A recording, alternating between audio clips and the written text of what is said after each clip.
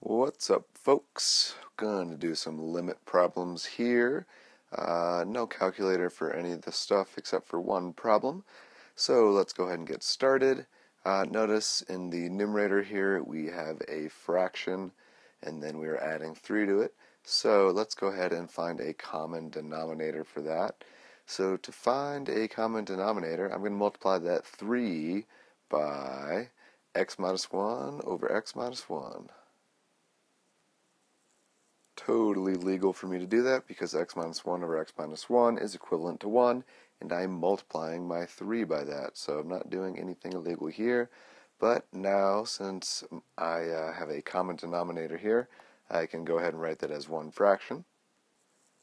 And I can also distribute that 3 into my x minus 1 and simplify to get 3 plus 3x minus 3 all over x minus 1 all over 4x. So notice I have a positive 3 and a negative 3, so that is further going to simplify.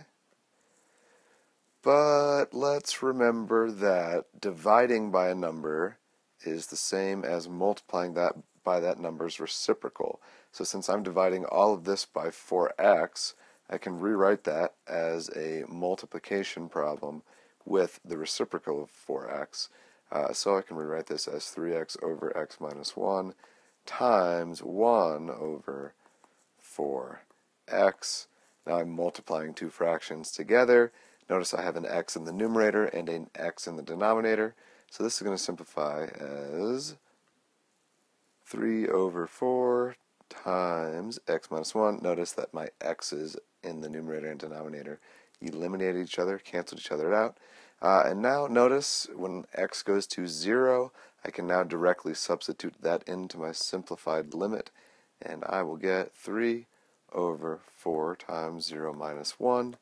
0 minus 1 is negative 1, so I'm going to get 3 over negative 4, which is just negative 3/4.